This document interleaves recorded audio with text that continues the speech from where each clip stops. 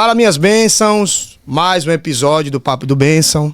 Estou muito feliz. A cada dia Deus tem nos conectado com pessoas de referência e esse podcast não é diferente. Estamos aqui com um delegado, amigo, pai cristão, defensor da sociedade sergipana, que tem exercido, com muita autoridade, sabedoria e discernimento a segunda delegacia aqui da cidade de Aracaju.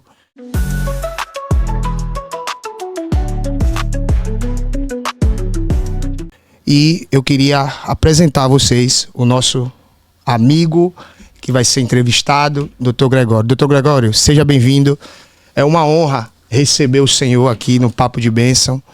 E eu acredito que a gente vai ter uma conversa extraordinária, com muita sabedoria, experiência.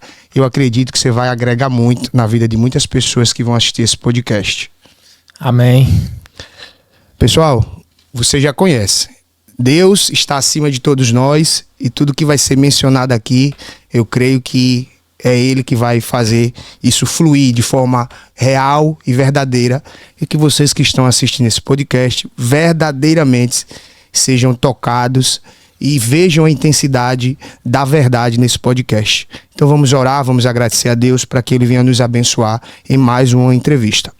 Pai, em nome de Jesus, eu quero te agradecer por este momento de estarmos aqui mais uma vez através desse podcast, entrevistando pessoas de referência que atuam em cada um no seu segmento, mas que carregam suas experiências, que carregam renúncias, que carregam também muita sabedoria. E que nesta tarde, neste dia, cada um que estiver vendo esse podcast possa ser conectado com a verdade e possam viver uma nova mentalidade a partir de hoje. Nos abençoa nesse podcast e que a tua presença esteja diante deste lugar. Em nome de Jesus, amém. Doutor, vamos iniciar o podcast. Estava um pouco ansioso para conhecer um pouco da sua história, da sua trajetória. E eu vou deixar que o senhor inicie. Aí eu queria primeiro perguntar da onde veio essa vontade de se tornar delegado e de defender uma sociedade. Boa tarde a todos. Desde já a gente agradece o espaço, de poder trazer um pouco da nossa história e contribuir, com aqueles que se identifiquem e também acreditem que a nossa experiência possa ajudar. Eu sou do Natal, sou do Rio Grande do Norte e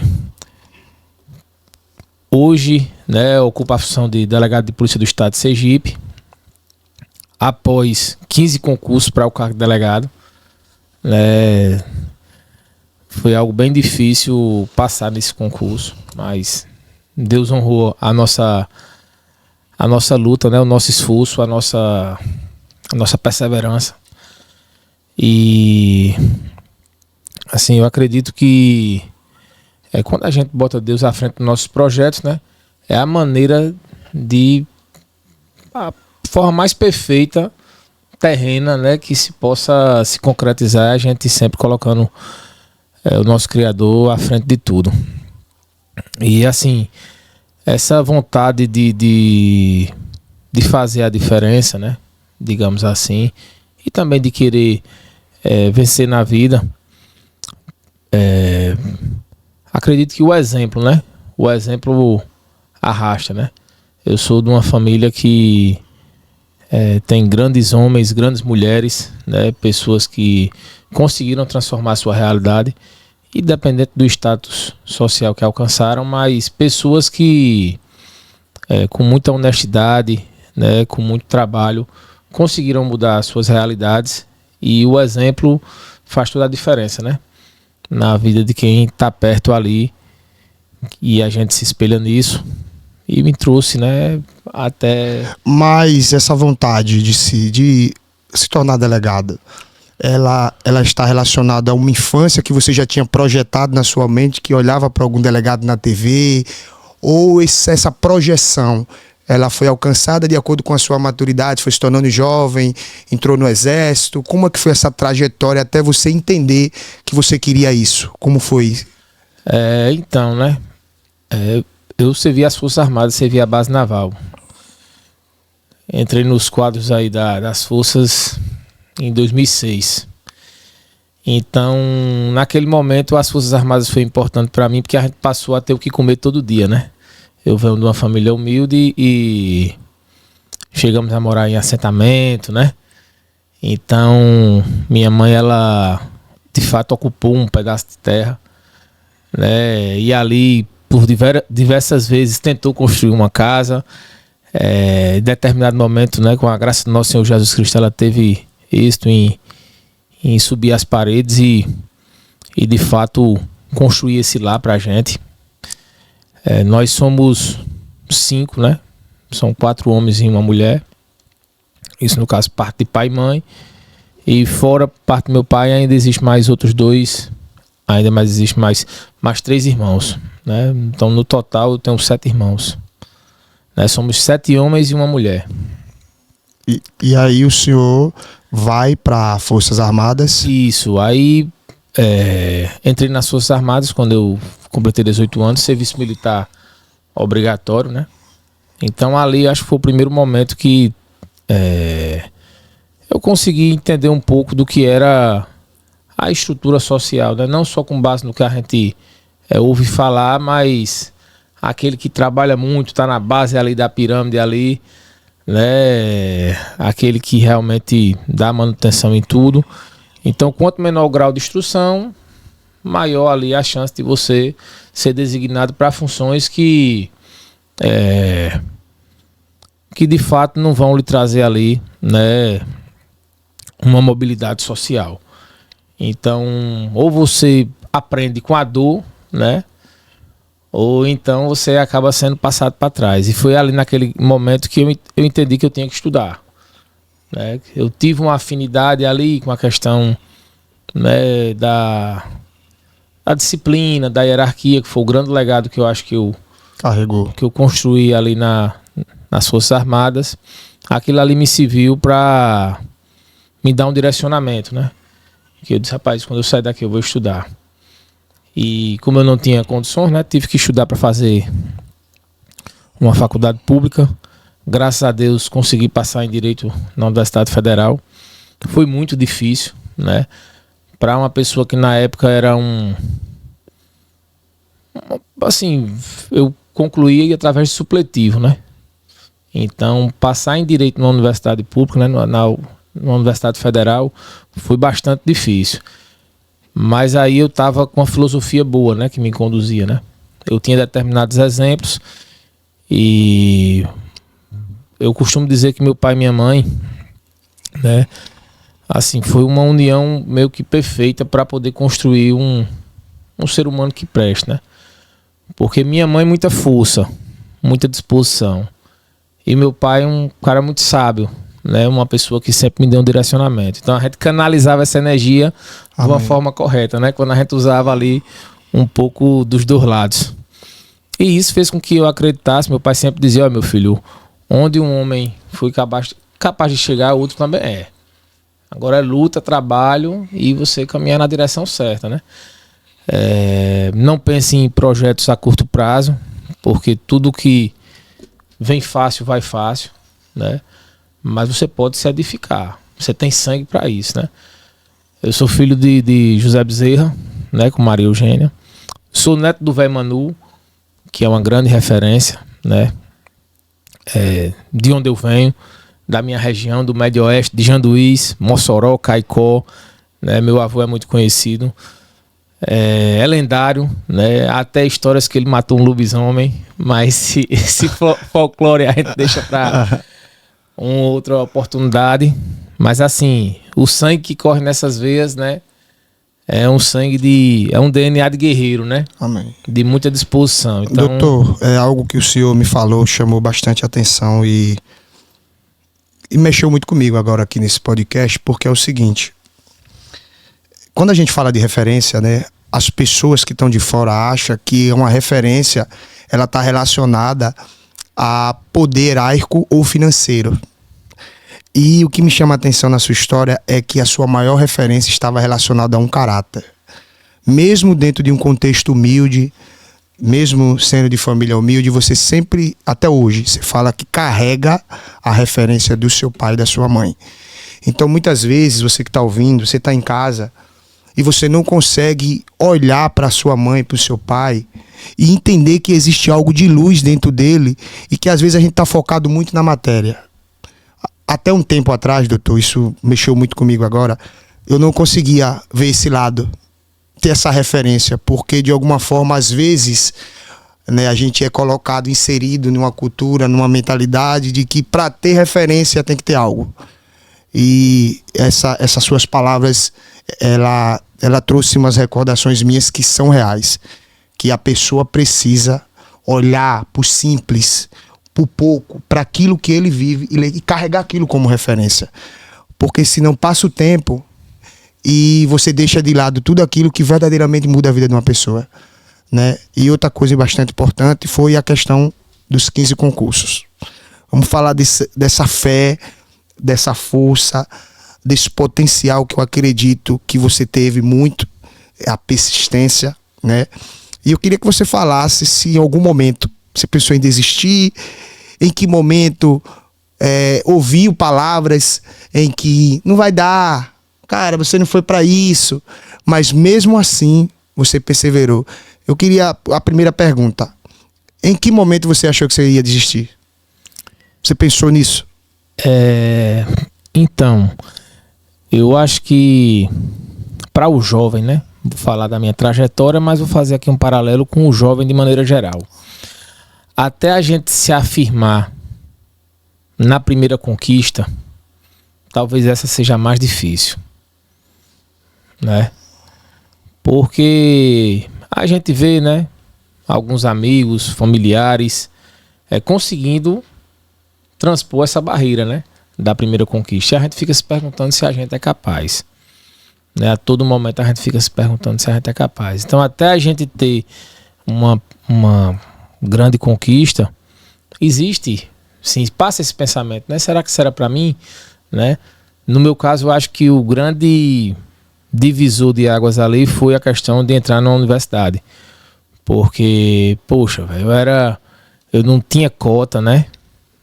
Porque eu fiz um supletivo numa escola privada, então não tinha cota na época para quem era uma cota de origem da questão econômica, e eu também não tinha cota relacionado à questão da escola, né? Porque era escola particular, o supletivo onde eu fiz, concluí o meu ensino médio Então, naquele momento eu ficava me perguntando se aquilo ali era para mim, porque eu, caiu inglês, prova discursiva de inglês, né? Naquele tempo o vestibular era difícil demais. Direito e medicina estava ali, isso no ano de 2007, 2008.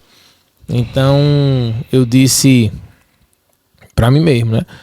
Eu disse, rapaz, será que isso aqui... Em muitos momentos a gente se pergunta, né? Se aquilo ali é para mim mesmo. E aí existe o fato de você tá próximo de pessoas que fazem a diferença. Eu me recordo muito bem eu fiz o vestibular para direito, bati na trave, porque eu estudei muito, eu escrevia as coisas nas paredes. Lá em casa era, nessa época, a gente era vendia comida, né? Assim, para fazer quentinhas, mão de obra familiar. Então, enquanto eu estava na cozinha preparando as quentinhas, eu escrevia na parede as palavras em inglês, escrevia alguns assuntos que eu achava interessante, que eu tinha que ter decorado, né? Ficava ali naquela luta. E eu me recordo com meu irmão branco, né? Hoje uma figura também extraordinária, Ernesto Guevara, médico veterinário, é um cara que é consultor do Sebrae. Hoje, assim, desenvolve um trabalho incrível, né? Na parte de produção animal. E ajuda muita gente carente. Já coordenou o projeto Sertão Empreendedor. Meu irmão também tem uma grande referência. E branco, mais novo do que eu. Aí eu disse assim, rapaz, eu não vou fazer direito. Eu pensei assim, eu digo, rapaz, eu acho que eu vou mudar. Vou ver se eu faço administração ou outro curso, algum do curso da área de humanas, porque eu consigo adiantar umas matérias. Porque imagine, para você, que eu já tinha feito um vestibular para economia no meu primeiro ano, né? Que eu considerava o curso mais fácil da Universidade Federal. A concorrência era 2-1. Tirando o cara que falta e você mesmo, você com eu mesmo, eu ainda não passei, né? Então, como é que você tem a ousadia de querer um curso de direito? Então, mas quando saiu o resultado, que eu estudei muito e saiu o resultado, eu não passei, mas bati na trave. E eu passava em primeiro lugar em diversos cursos, né, da área de humanas, mas não passava em direito, fiquei ali no final. Eu disse, rapaz, fiquei, e foi ali onde meu irmão entendeu. Eu lembro até da expressão dele hoje. Eu tentando fazer lá a inscrição, aí eu falei, rapaz, eu acho que eu não vou botar direito não, isso, Branco. Esse ano eu vou colocar. E ele, mesmo um ano mais novo que eu, ele já tinha entrado na universidade. Mesmo, escola pública, passou inicialmente para zootecnia, né? Meu irmão é formado em zootecnia e também formado médico veterinário. E aí ele olhou para mim assim e fez, oxe, Lapão. A expressão que ele utilizou, oxe, Lapão, que diabo tu vai fazer? Citou o curso, né, que eu disse que ia fazer. Isso presta pra nada não, vá logo atrás do que você quer, negócio de... Aí deu logo uma...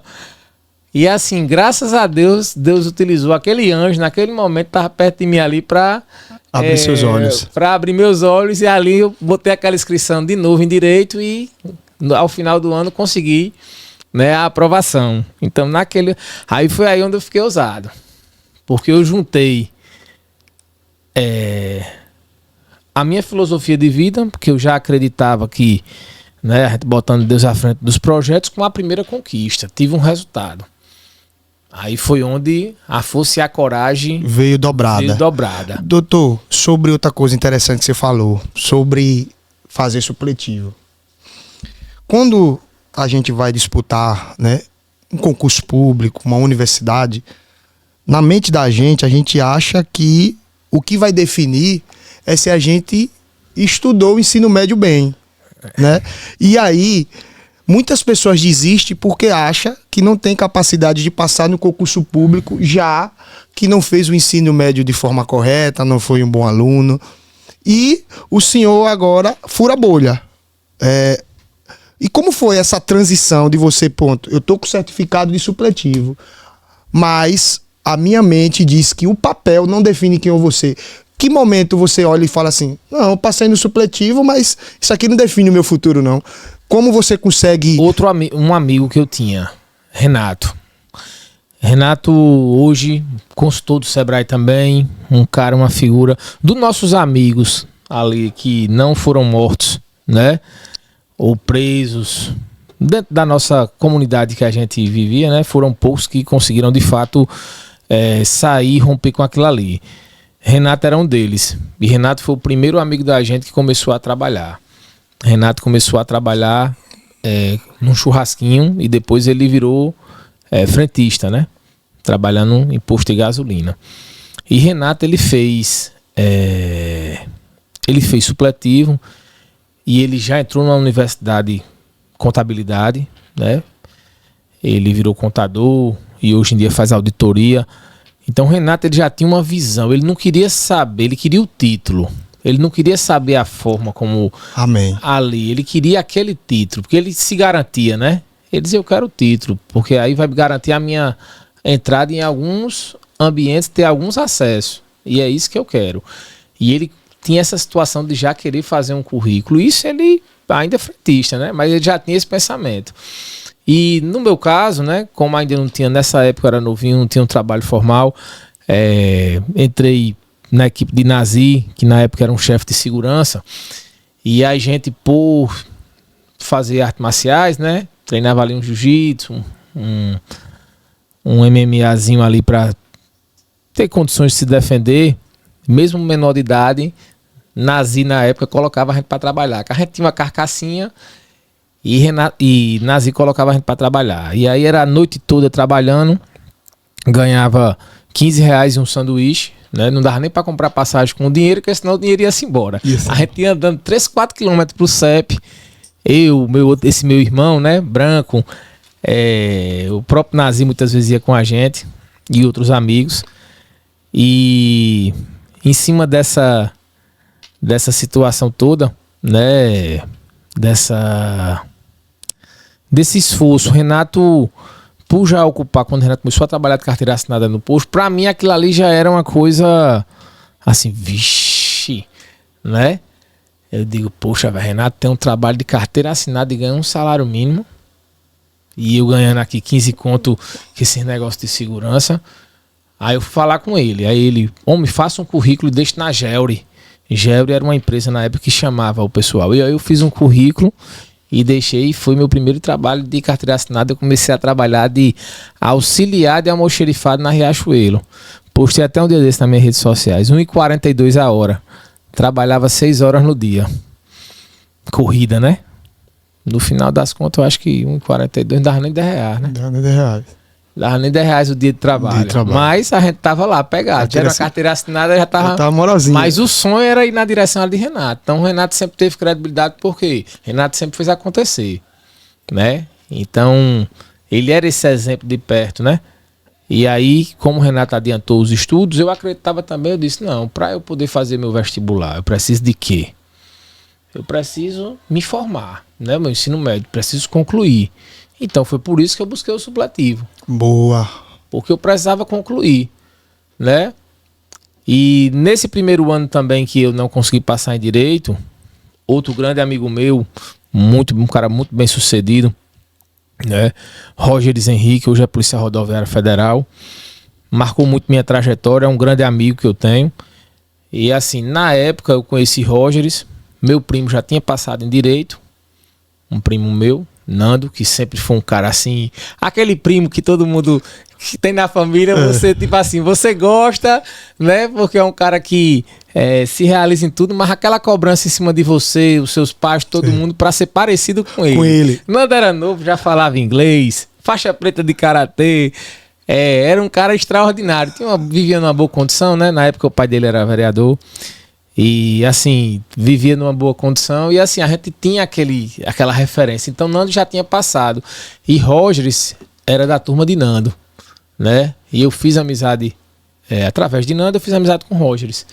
E aí Rojão fez, porra, Grego, faz direito, pô, né? Ele ali, no primeiro ano às vezes não dá, mas passou o caminho, né?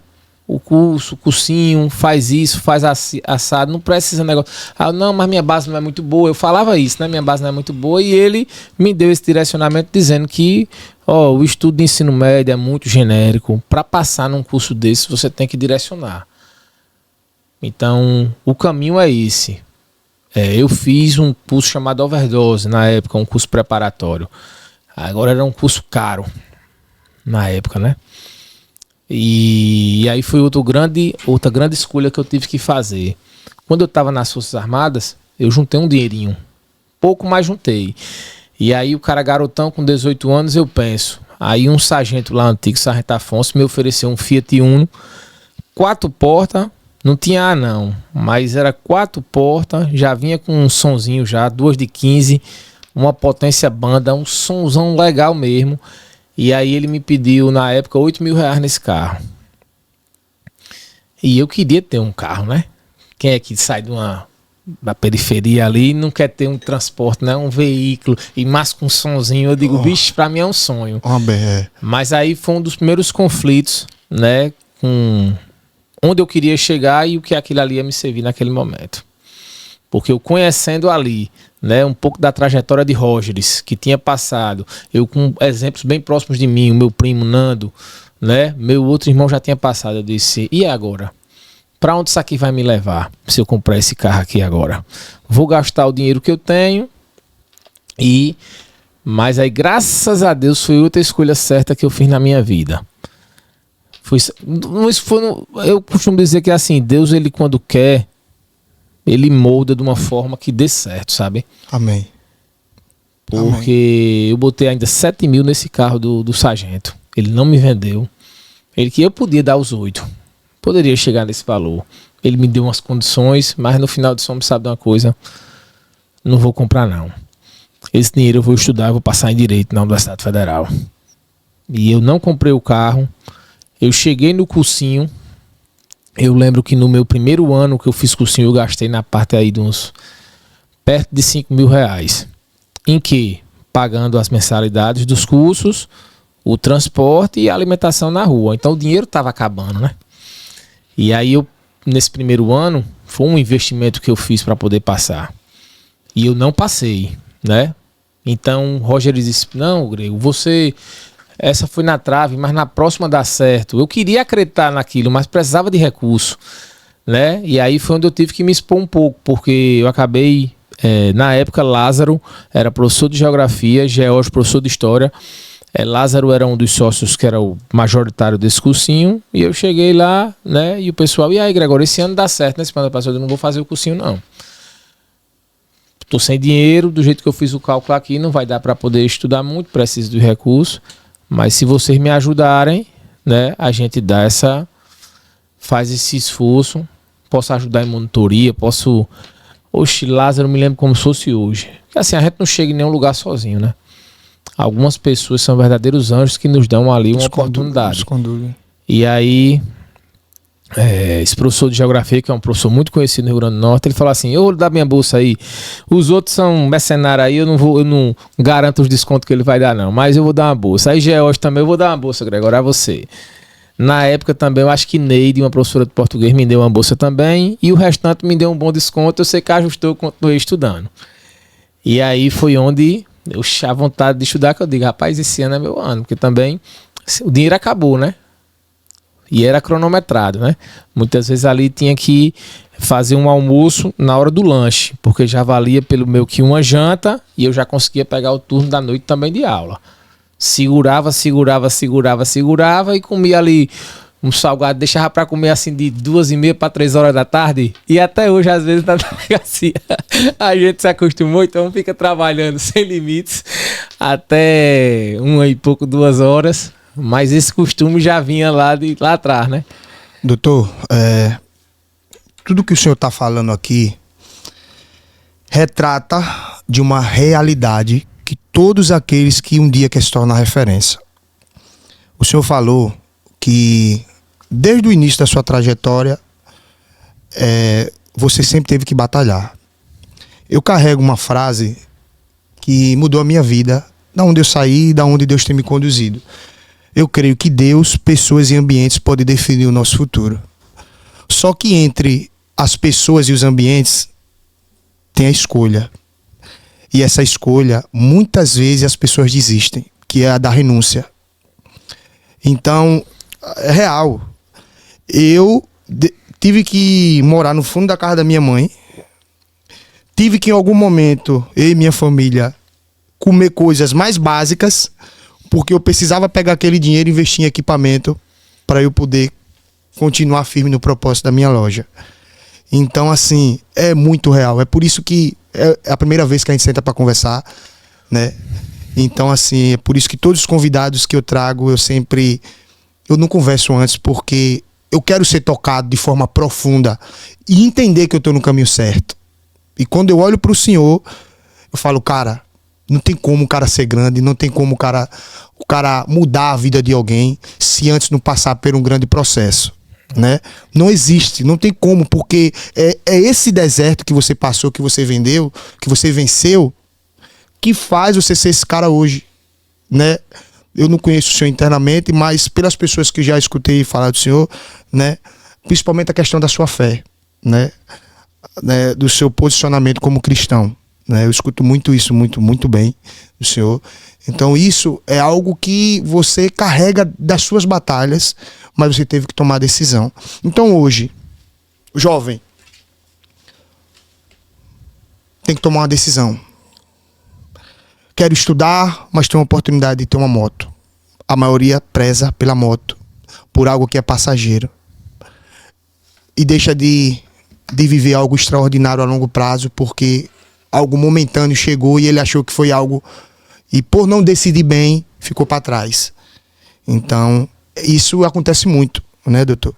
Então, hoje eu queria que você falasse, hoje para um jovem, que ele entende que quer chegar em algum lugar. Ele já tem aquele ponto final. Eu quero ser isso. Eu queria que o senhor desse 3 conselhos. Jovem, eu tenho 3 conselhos para que você olhe para o seu ponto final e você consiga percorrer. Quais seriam os 3 conselhos diante de tudo isso que o senhor passou e você chegou aqui? Gregório Bezerra, delegado, pai, amigo, o que você tem que dizer para essa geração? 3 conselhos para ele conseguir chegar até o ponto final. Primeiro, a fé em Deus, né? Deus não coloca um sonho no seu coração para você não realizar. Amém. Isso aí é o primeiro. O restante é matemática. Se eu tô aqui, né? E quero chegar aqui, vou fazer melhor. Se eu tô aqui e quero chegar aqui, eu tenho que ter uma direção. É simples. E o que vai fazer eu caminhar e chegar até aqui, além da direção, eu tenho que continuar em movimento. Amém. Parabéns. A matemática é muito simples. Entendeu? Em tudo na vida. Você tem uma direção e você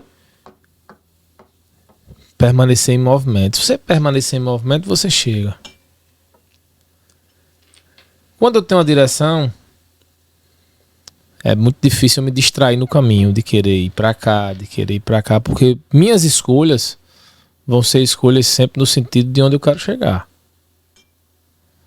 E quando Deus está com você nesse processo, aí é igual a história de Noé, né? Ele não bota o barquinho da gente aqui pra gente afundar não, meu filho. Amém. Doutor. Ele bota pra gente poder fazer a travessia e chegar do outro lado e dar o testemunho. Isso aí não acontece, não foi só comigo não, foi com tantos outros que a gente tem a oportunidade de conviver e... É real. E sobre amizades. Em todo instante o senhor falou que você sempre teve boas referências. E para uma pessoa que vai escutar seu podcast hoje, vai olhar, vai ver, poxa, o Dr. Gregório teve boas referências.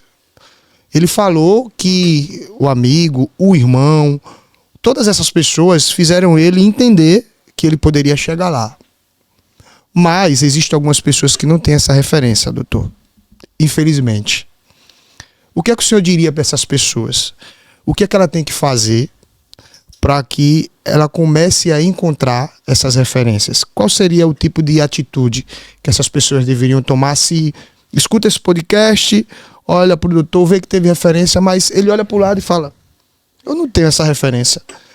Qual seria o caminho que o senhor diria assim para essa pessoa encontrar? Hoje, assim, a gente tem que falar de um grande problema, que é uma vida de fantasia que se apresenta nas redes sociais, né? Então, eu só acredito no trabalho. Só existe um caminho, que é o caminho do trabalho.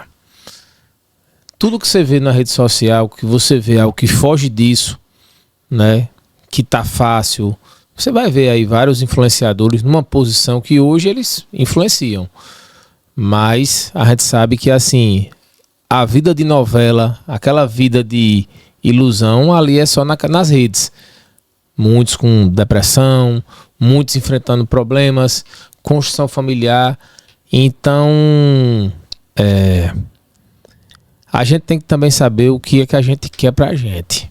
Parabéns. Porque tá lá, esse é um trecho que eu gosto muito, que é o de Alice no País das Maravilhas, né? Que ela vai falar com o coelho e ela pergunta ao coelho qual é o caminho certo. E para existir um caminho certo, né? Ela pergunta ao coelho no momento, né, que ela tem que ter um direcionamento. E aí o coelho fala, Alice, para existir um caminho certo, você tem que saber onde você quer chegar. Então muitas vezes a gente vê uma ilusão e acha que aquilo ali, para mim hoje, uma vida boa é uma vida digna, entendeu? Ter um trabalho, ter um meio de vida, construir uma família, né? Ter um direcionamento espiritual, de crescimento, saber que a gente tá, né? Que a vida vai passar. Então, essa referência muitas vezes do ter, ela é uma referência extremamente equivocada. Porque ninguém vai deixar nada aqui não, ninguém, né? Ninguém leva nada na verdade. E a gente tem que focar no ser, né? Essa marca, esse caminho, nas trajetórias, né? De você chegar em um canto e dizer assim, poxa, como um colega meu que foi para delegado, ele disse que em um determinado momento no TAF eu passei correndo dele assim E ele, graças a Deus, naquele momento, ele olhou assim e fez, poxa, velho, esse Gregório era o último que tava correndo lá, ele passou de mim, eu acho que o tempo tá acabando, eu vou correr também. Tipo, ele saiu correndo e graças a Deus é delegado também hoje aqui, Gabriel, né, no estado de Sergipe. Ele passou porque Deus me utilizou naquele momento sem eu saber também. Ele disse até que ele falou comigo na hora. E eu fiz um gesto assim como se estivesse dizendo, lascou, acabou, o tempo acabou, corre, tipo assim, entendeu? E ele, né, correu e chegou no limite do limite. E a gente conseguiu, porque assim, aqui, né, como houve um concurso de delegado, são 10 fases.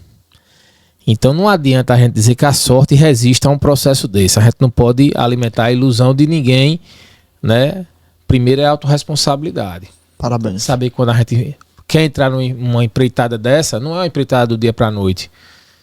No meu caso, minha filosofia era simples, o processo não.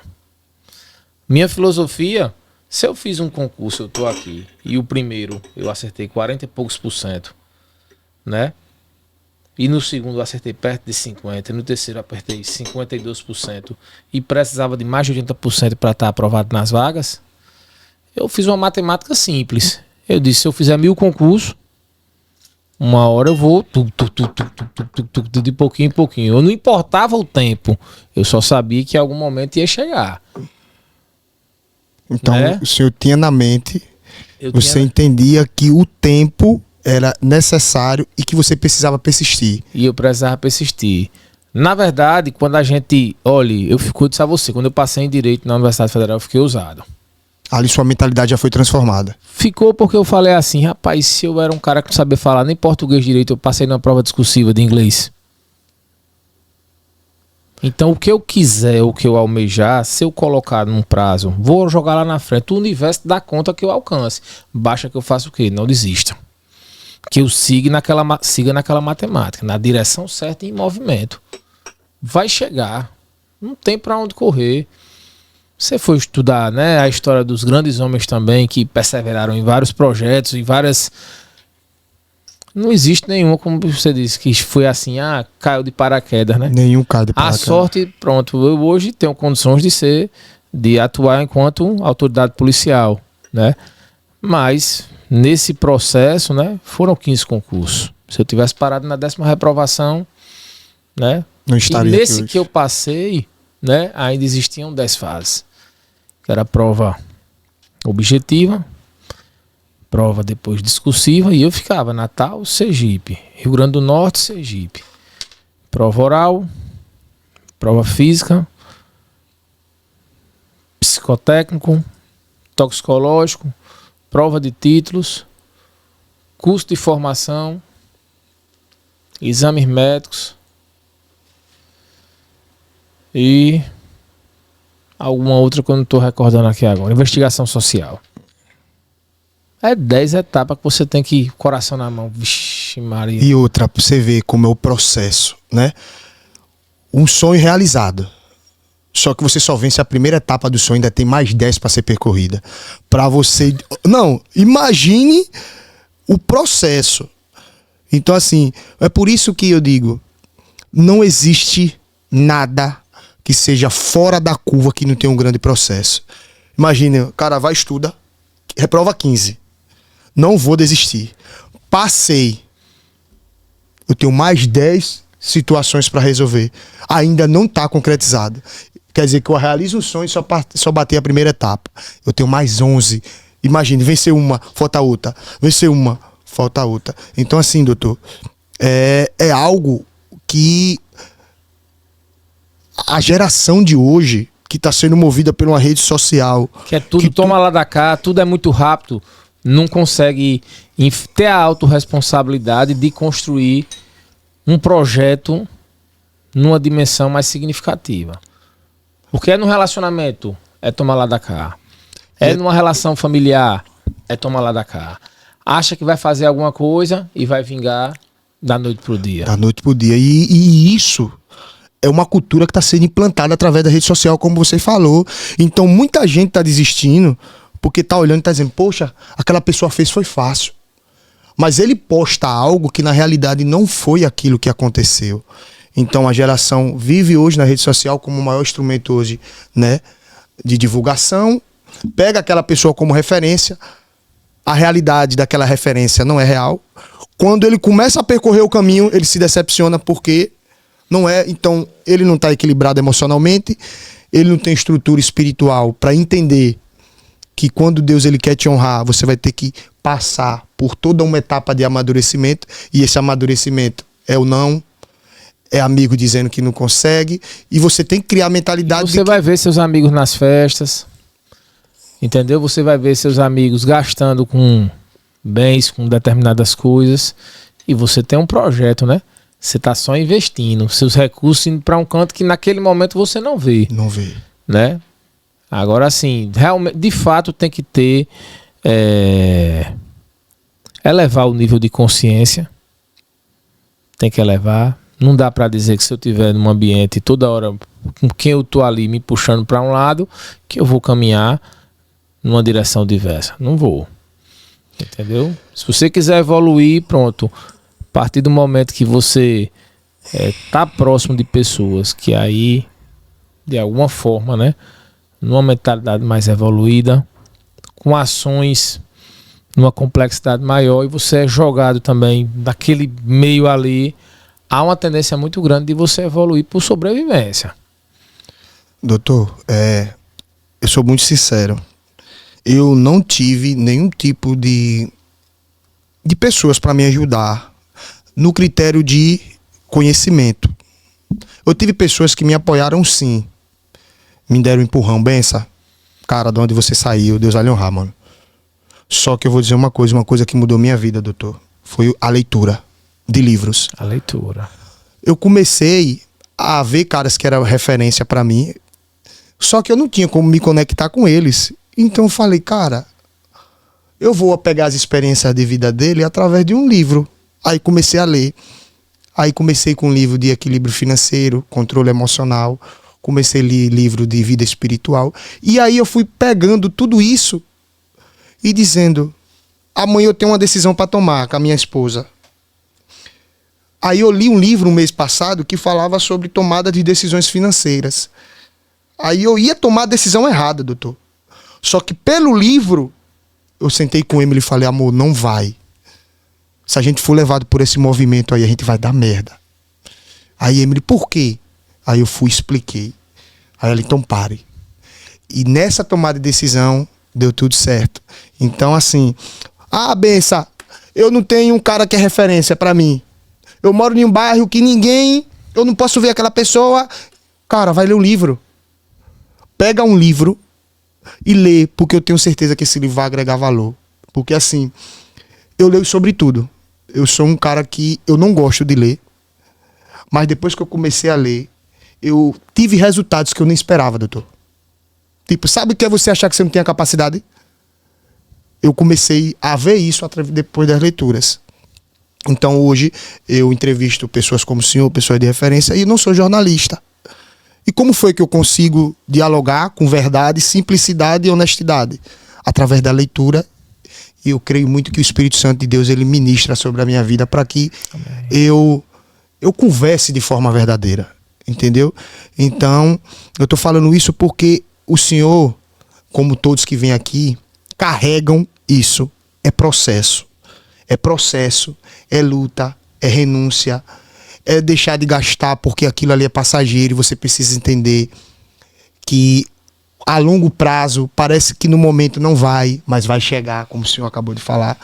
E outro assunto, para a gente faltar 15 minutos do podcast, né? O senhor falou da sua história, não tem como, né, não olhar para o senhor e ver determinação, fé, posicionamento, renúncia, equilíbrio emocional, são características de um grande líder. Se você for ver Napoleão Hill, se você for ver esses grandes homens, Aristóteles, dos grandes poderes que eles tiveram foram liderança, controle emocional, equilíbrio financeiro, conexão espiritual. Então todos os grandes líderes, ele carrega essas essências. Então toda a sua história, desde quando você olha para sua mãe e fala, ela é minha referência.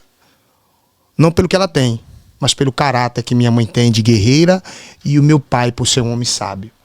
Então, quando você, mesmo de forma inconsciente, você vê isso, você já carrega algo dentro de você que hoje se tornaria esse homem. Então, eu queria terminar agora sobre... lutou 15 concursos, passa mais 11 etapas. Se torna delegado e a missão não para e não vai parar.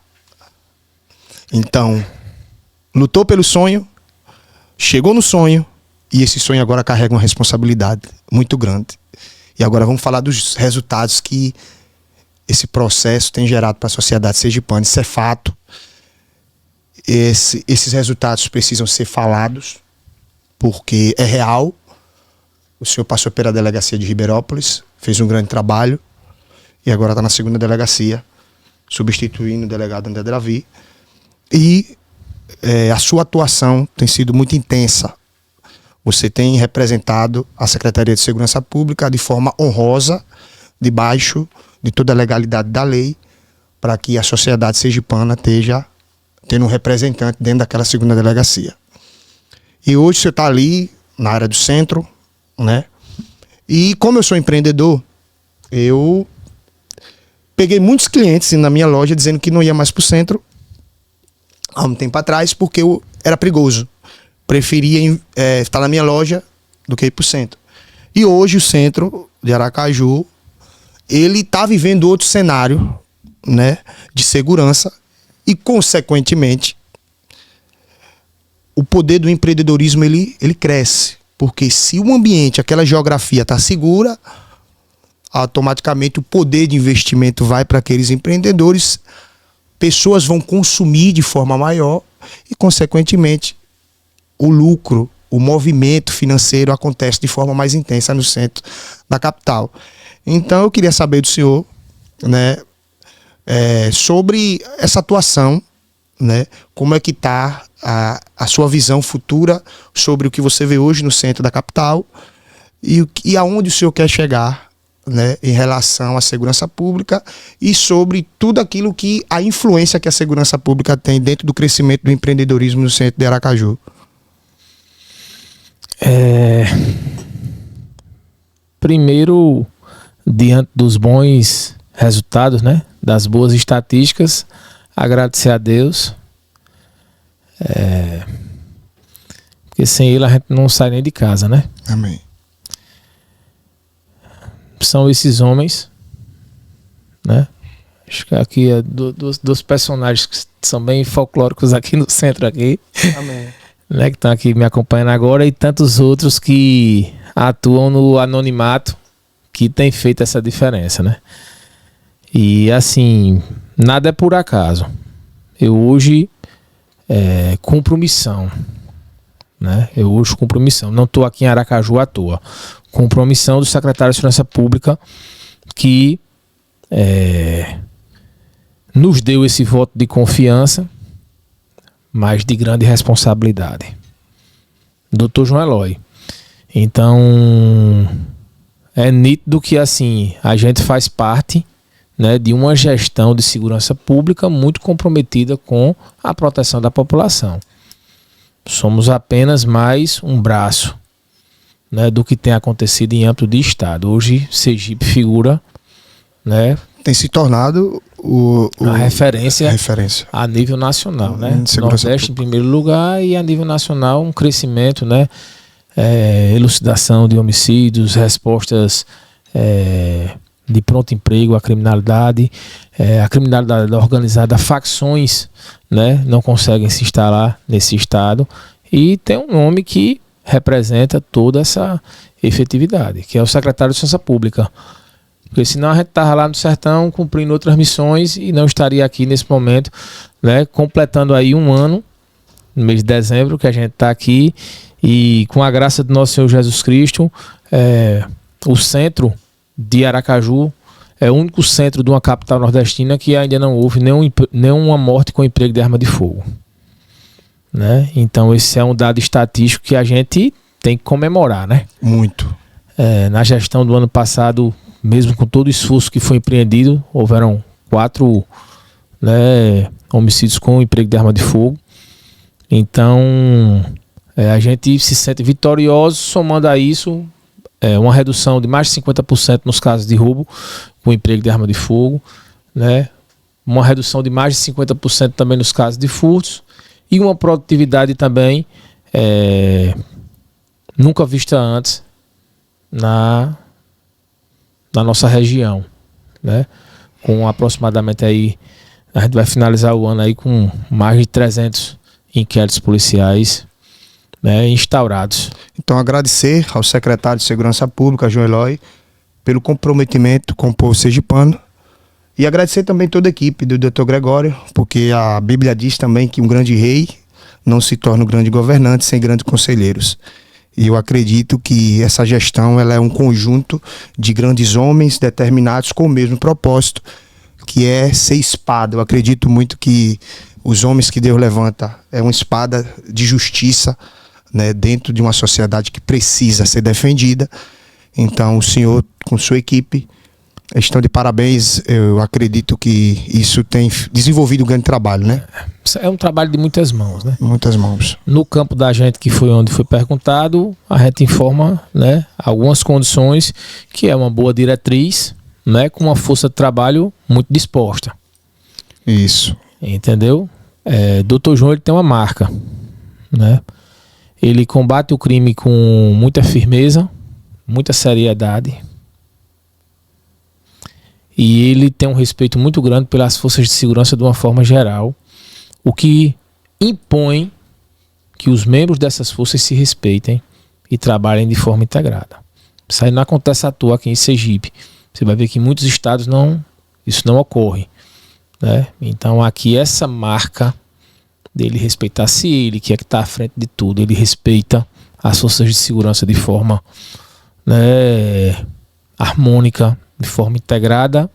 Os seus membros, né, como bons cumpridores aí dos seus deveres, eles vão também trabalhar dessa forma. Então há uma integração de todas as forças de segurança pública, o que permite também um respeito por parte do Poder Judiciário, um respeito por parte do Ministério Público, né, que vê a seriedade que é lidada à segurança pública do Estado de Sergipe. Então, a gente sabe que qualquer desvio ou qualquer falha na área da segurança vai ferir diretamente a população. Então, a segurança pública é conduzida de forma muito responsável.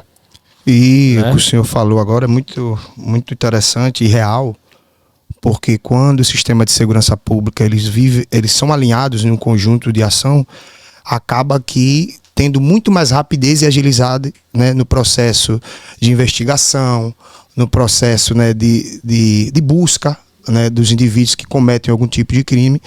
Então, eu acredito que isso é um conjunto, como o senhor mesmo falou, né, do topo da pirâmide até aqueles que estão no operacional, no dia a dia ali, entregando a sua vida, né, para defender uma sociedade.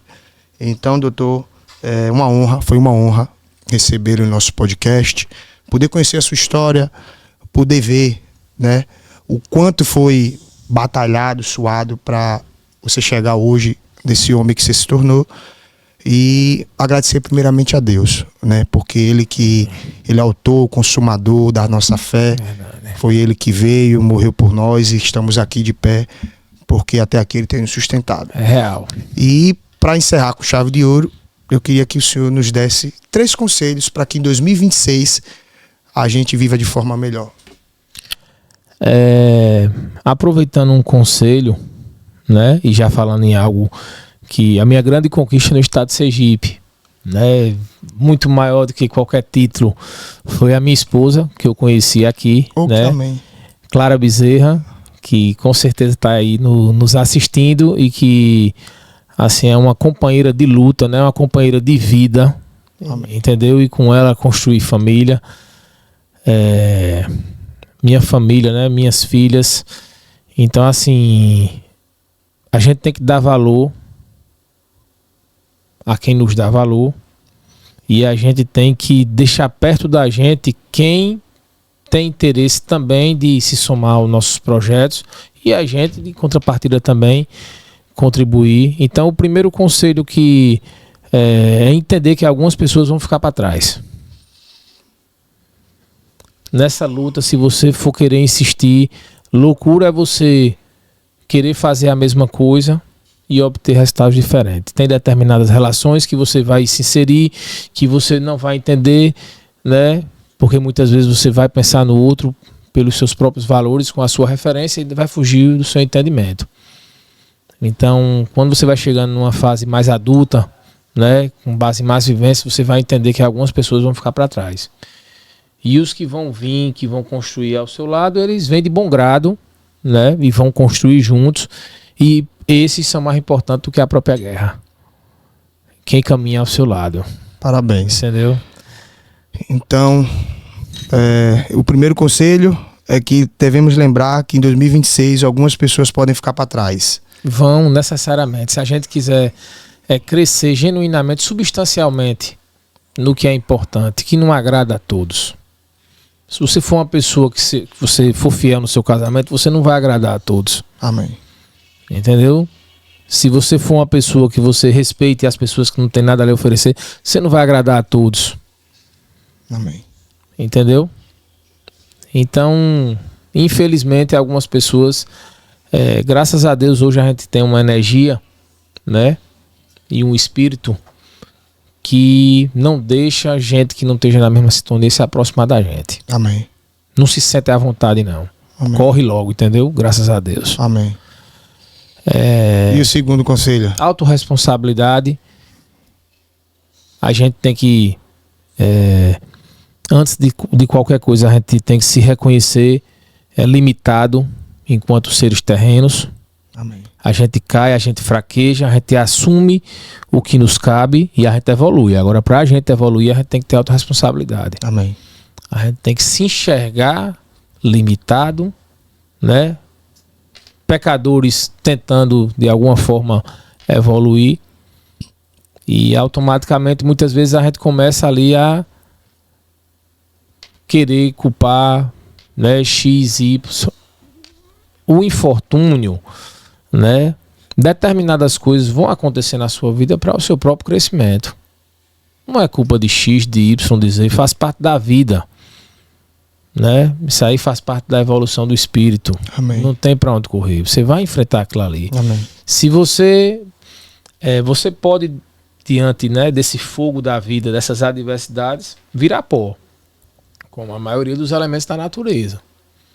Mas você pode também ter autorresponsabilidade, se reconhecer como de fato um ser protagonista, responsável pela sua história. Amém. Dizer, eu sou um filho de Deus, e virar ouro. Se abrilhantar diante do fogo. É difícil, né? Mas só vai viver, né, essa glória terrena quem de fato consegue se sujeitar a esse processo. Amém.